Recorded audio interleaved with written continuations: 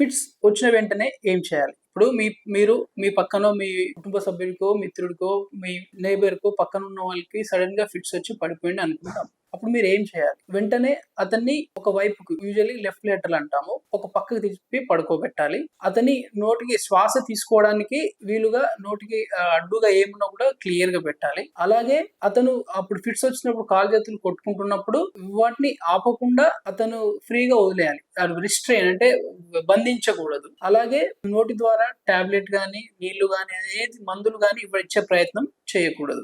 అయితే మీరిప్పుడు డాక్టర్‌కి ఎప్పుడు కాల్ చేయాలి? ఈ ఫిట్స్ కంటిన్యూయస్‌గా మోర్ దాన్ 5 మినిట్స్ ఉన్నా, లేదంటే ఫిట్స్ ఆగిపోయిన తర్వాత కూడా పేషెంట్ స్పృహలోకి రాకపోయినా, ఫిట్స్ వచ్చి ఆగిపోయిన మళ్ళీ వెంటనే వచ్చినా, లేదంటే ఆ ఫిట్స్ వచ్చిన తర్వాత తను గాయపడినా, లేదంటే ఫిట్స్ కంటిన్యూయస్‌గా వస్తున్నా కూడా వెంటనే హాస్పిటల్‌కి సంప్రదించాల్సిన అవసరం ఉంటుంది. లేదు కొన్నిసార్లు యూజువల్ ఫిట్స్ కొన్ని సెకండ్స్ నుంచి 5 మినిట్స్ లోపే ఉంటాయి. సో కాబట్టి అవి తగ్గిన తర్వాత కూడా కొంచెం పేషెంట్ స్పృహలోకి రాగానే వెంటనే హాస్పిటల్‌కి తీసుకురావచ్చు. అలా గాకుండా ఈ నేను ముందు చెప్పినటువంటి ఏ ఇబ్బందున్నా వెంటనే హాస్పిటల్‌కి సంప్రదించాల్సిన అవసరం ఉంటది. అయితే ఫిట్స్‌తో పాటు వాళ్ళకి జ్వరం ఉన్నా, అతను షుగర్ ఇలాంటి పేషెంట్ లేదంటే ప్రెగ్నెంట్ వుమెన్ అయినా కూడా వెంటనే హాస్పిటల్‌కి రావాల్సిన అవసరం ఉంటుంది.